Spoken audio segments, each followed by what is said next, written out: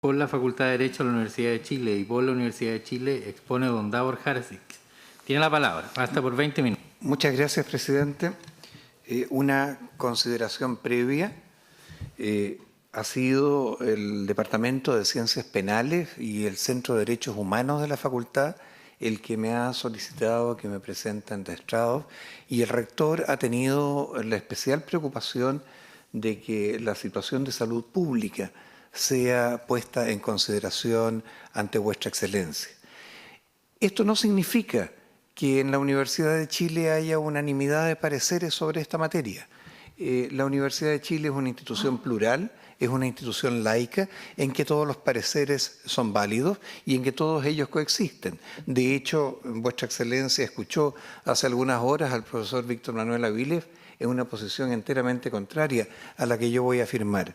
Lo que sí existe en la Universidad de Chile es una significativa convergencia acerca de la constitucionalidad de los proyectos de ley que el requerimiento pretende que se declaren inconstitucionales. Y en ese sentido es que nos presentamos ante vuestra excelencia. Una segunda consideración, vuestra excelencia.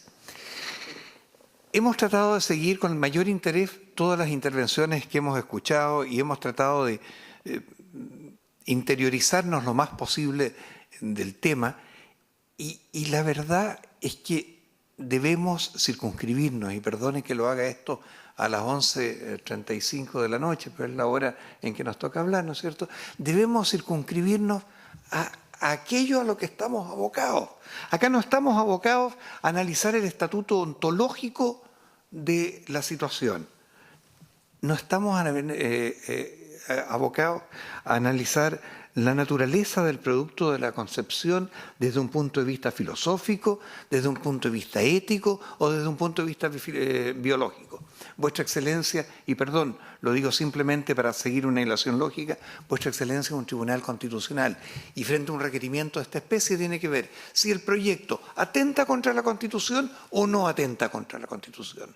Y en ese sentido no estamos acá abortistas contra no abortistas. En absoluto. Una persona perfectamente puede ser no abortista y puede estar absolutamente de acuerdo con este proyecto de ley desde el punto de vista de la óptica de este excelentísimo Tribunal Constitucional. ¿Por qué? Porque lo fundamental es determinar cuál es el significado y el alcance de protección del nasciturus en la Constitución, que la Constitución dirige al legislador. Y eso vamos a tratar de demostrar, como ya lo han hecho otras personas, que el nasciturus no es, derechamente, no es titular del derecho a la vida consagrado en el artículo 19, número primero. Es evidente que el artículo 19 consagra una protección para los nasciturus, en los términos del inciso segundo de la disposición, pero no como una persona que haya nacido. Y esto echemos mano de cualquier método de interpretación, vuestra excelencia, y vamos a tener que llegar exactamente a la misma conclusión. Partamos con el método de interpretación sistemático. El artículo 19, la Constitución en su artículo primero nos dice: todas las personas nacen libres en igualdad e iguales en dignidad y derechos. Es decir, esta disposición establece claramente el hito en el cual se inicia la personalidad, y este hito es el nacimiento. La Constitución no utiliza términos superfluos, vuestra excelencia. Eso lo sabe vuestra excelencia mejor que quien habla. El término nacimiento está referido al comienzo de la existencia física de las personas y no se puede pretender que este sea la concepción. Tal aseveración implicaría desconocer el carácter jurídico de la Constitución. Entender que ésta tiene valor como texto jurídico nos obliga a tomarnos en serio el significado público de las palabras en ella plasmadas. Así, solo es posible entender que el ser humano nacido es aquel que se entiende comúnmente y como entiende nuestra legislación civil, se ha separado completamente de su madre. Antes no ha nacido. Veamos la interpretación histórica, Vuestra Excelencia. Y se nos decía hoy día que no fue el resultado que dijo la Comisión de Estudios para una Nueva Constitución. Nadie ha pretendido invocar las conclusiones de la Comisión de Estudios de la Nueva Constitución.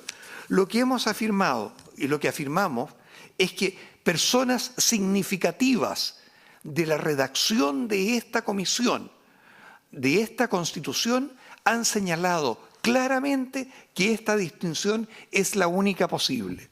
El comisionado Silva Bascuñán no establece el precepto una prohibición directa y absoluta. El comisionado Valle, soy partidario no solo del aborto terapéutico, sino de otros casos que en él se justifican en plenitud. El comisionado Ortúzar, me encontraría ante un grave problema de conciencia si es que no se estableciera la posibilidad de aborto por violación. El mismo Ortúzar, que se ha querido hacer una diferencia, dice claramente, se ha querido hacer una diferencia entre el precepto que consagra el derecho a la vida y la disposición que entrega el legislador al deber de proteger la vida del que está por nacer. Lo está diciendo el presidente de la Comisión. Esto es el elemento histórico.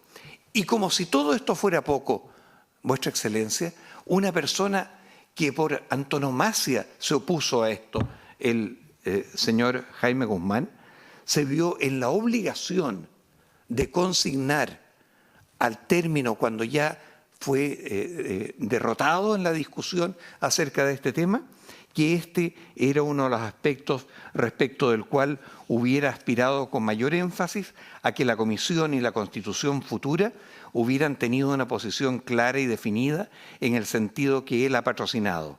Añade que, más aún, la hubiera entendido como una consecuencia natural e inevitable del derecho a la vida, y así como expresa el constituyente que en Chile hay igualdad de la ley y agrega que no hay clases privilegiadas, para él, si se consagra el derecho a la vida, debe seguirse en forma muy necesaria con la prohibición del aborto y la eutanasia.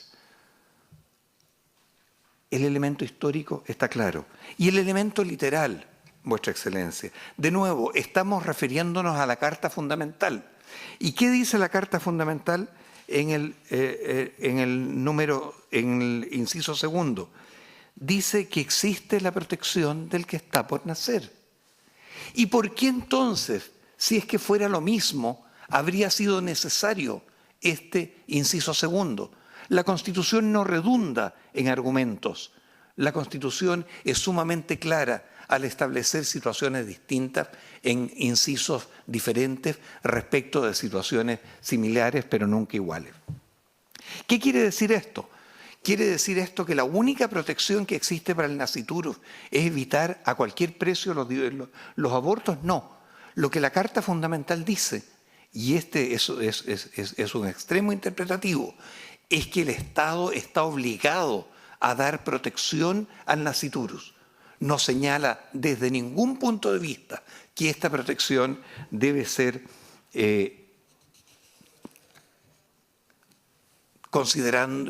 pasando por sobre los derechos de la mujer embarazada o en cualquier situación otra que la Constitución no se ha puesto. Simplemente ha dicho que el nasciturus debe tener resguardo de ley, en una posición enteramente distinta a la del inciso primero. Y el proyecto de ley no está consagrando el aborto. Esta es una falacia argumentativa tendiente a, por cierto, no a confundir a Vuestra Excelencia, que no se va a dejar confundir con esto, pero sí a dejar una situación extraña en quienes pueden escuchar. El proyecto de ley no está consagrando el aborto. El proyecto de ley está despenalizando el aborto en tres causales, solo en tres causales, tremendamente extremas y tremendamente graves, en que se dice que en ese caso debe preferirse una situación distinta. Caso del peligro de vida para la madre. Se ha dicho incluso que se estima que acá se está frente, la madre es vida y el que está por nacer sería cosa. Nadie le ha atribuido la calidad de cosa. Lo que pasa es que si la mujer se encuentra en riesgo vital, no puede preferirse un objeto de protección que no es titular del derecho a la vida por sobre una persona que sí lo es. Tan simple como eso. ¿Y acá la mujer está obligada en esa situación a abortar? No, simplemente sí lo hace. No será sancionada penalmente. Segunda situación, caso de inviabilidad fetal extrauterina de carácter letal. Vuestra Señoría Excelentísima, el nasciturus no tiene capacidad de llegar a convertirse en persona.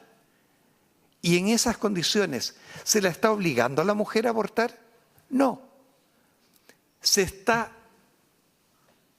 optando porque su opción por abortar no esté sancionada penalmente. En el caso de que ya se sabe que el que está por nacer, que tiene en su vientre, no va a poder ser persona. Caso en que haya resultado una violación. Este caso, yo diría, Vuestra Excelencia, es el más dramático si nos ponemos en la situación de las mujeres.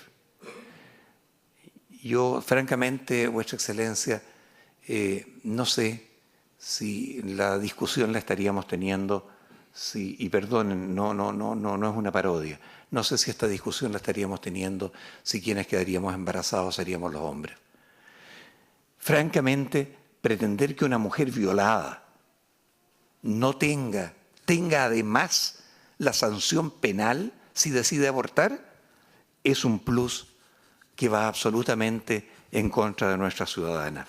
Es decir, su voluntad es doblemente negada y ella es triplemente sancionada.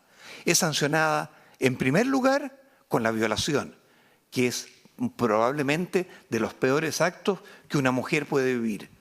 En segundo lugar, con un embarazo no deseado, un embarazo no deseado del violador. Y en tercer lugar, con la cárcel. Esta situación, desde el punto de vista de nuestras mujeres, Vuestra Excelencia, es absolutamente insólita. ¿Se la está obligando a abortar? No. Se está diciendo que si la mujer en estas condiciones aborta, no va a ser penalmente reprochable. Algunas consideraciones respecto de este tercer caso, Vuestra Excelencia. Se ha afirmado que puede constituir una forma de impunidad para el autor del delito. Esto es confundir el objeto del proyecto, el cual tiene solo por finalidad establecer un caso de ausencia de reproche penal para la mujer que sometida a esta grave vulneración de sus derechos en el estado actual de las cosas, se le exige continuar con el embarazo. En cuanto a la determinación de la concurrencia de los fundamentos fácticos, necesariamente debe quedar entregada a la valoración preliminar del equipo médico. La existencia de justicia se ve proporcionalmente satisfecha al establecer la obligación de denuncia del equipo médico cuando éste sea funcionario público, que en este caso tiene la obligación de denunciar el delito. ¿Por qué además a la mujer le tenemos que agregar una cuarta pena? La tener que afrontar un proceso penal por la violación. Y en consecuencia, Vuestra Excelencia, el proyecto que nos convoca simplemente despenaliza y regula la interrupción voluntaria del embarazo en situaciones muy particulares y muy extremas. Se trata de casos puntuales en los que el mínimo de respeto por el otro se hace necesario despenalizar la interrupción del embarazo. No se trata de un proyecto de aborto libre, sino que simplemente pretende consagrar un mínimo. Ninguna mujer se verá forzada a abortar. Toda mujer que decida continuar con su embarazo lo hará y tendrá toda la protección necesaria. Históricamente han existido excepciones a la prohibición de aborto. Largo tiempo en nuestro sistema, también bajo la Constitución de 1980. Sostener que se trata de un problema de constitucionalidad, en este caso, lo digo muy respetuosamente, Vuestra Excelencia, porque respeto muchísimo la labor de este excelentísimo Tribunal Constitucional, pero sostener que aquí se trata de un problema de constitucionalidad en circunstancias que han existido prohibiciones al aborto en nuestra legislación, es atribuir al Tribunal de Vuestra Excelencia un rol que un tribunal mínimamente deferente con el principio democrático no puede reclamar para sí. La discusión política en el sentido verdadero, jurídico, político de la palabra, ya se ha dado en nuestro Congreso. Nuestro legislador ha determinado que este proyecto debe ver la luz.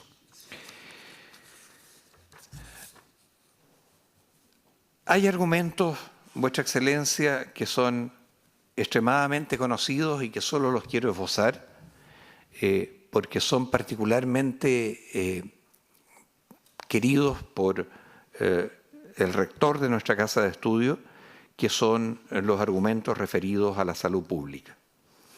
El actual marco que penaliza las conductas constitutivas de aborto, a pesar de ser extremo y restrictivo, no ha dado los resultados esperados en el bienestar de la población. Viola los derechos humanos fundamentales de la mujer, las expone a la violencia, al abuso, a la discriminación y les daña en su integridad física y psíquica. Es pertinente señalar que existen diversos estudios que muestran que en los países donde el aborto es legal, las tasas de aborto disminuyeron como consecuencia de la instauración de los servicios que, junto con la posibilidad de un aborto seguro, brindan servicios de consejería apropiados y ofrecen acceso a métodos para prevenir nuevos abortos no deseados. Los órganos que supervigilan los tratados internacionales, Vuestra Excelencia, han concluido que la penalización de los abortos promueve los abortos clandestinos por realizarse en condiciones de riesgo que afectan el derecho a la vida y la integridad de la mujer. Esta realidad se aplica a varios países de la región. Chile ha recibido recomendaciones internacionales en tal sentido.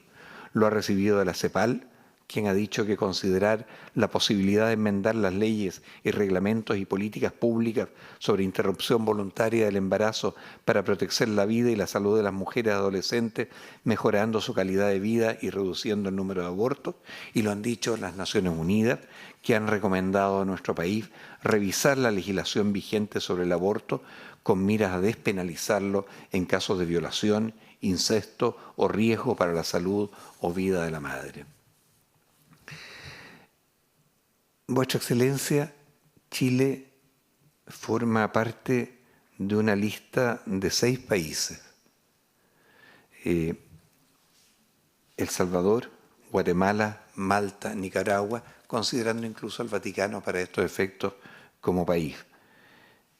Son los únicos que están en la situación que está nuestro país. Creemos que es hora de salir de esta lista. Y perdónenme una liberalidad, Vuestras Excelencias. No confundamos, y con esto quiero volver al punto inicial de mis argumentaciones. Estamos ante un tribunal constitucional. Estamos en la necesidad de analizar el hecho de que la Constitución sea o no contraria a lo que el proyecto de ley nos dice. En días pasados leí una conversación del expresidente de Francia, Valéry Giscard d'Estaing, con el Papa Juan Pablo II. Y le decía, yo soy católico, le dije, durante una entrevista realizada en el Vaticano, pero soy presidente de la República de un Estado laico. No puedo imponer mis convicciones personales a mis ciudadanos, sino más bien lo que tengo que hacer es velar porque la ley se corresponda con el estado real de la sociedad francesa, para que pueda ser respetada y aplicada. Comprendo, desde luego, el punto de vista de la Iglesia Católica, y como cristiano incluso lo comparto. Juzgo legítimo que la Iglesia Católica pida a aquellos que practican su fe que respeten ciertas prohibiciones. Pero no es la ley civil la que puede imponer con sanciones penales al conjunto del cuerpo social. Y añadía, como católico, estoy en contra del aborto. Como presidente de los franceses, considero necesaria su despenalización. Acá ni siquiera, Vuestra Excelencia, es un problema de necesidad o no necesidad. Es un problema de congruencia del texto del proyecto con la Constitución política. y el texto del proyecto es absolutamente congruente con la Constitución política en su letra y en su espíritu. Y por ende, Vuestra Excelencia, nos solicitamos muy respetuosamente que el requerimiento sea rechazado considerando, entre otras, estas razones. Muchas gracias, señor presidente. Gracias a usted.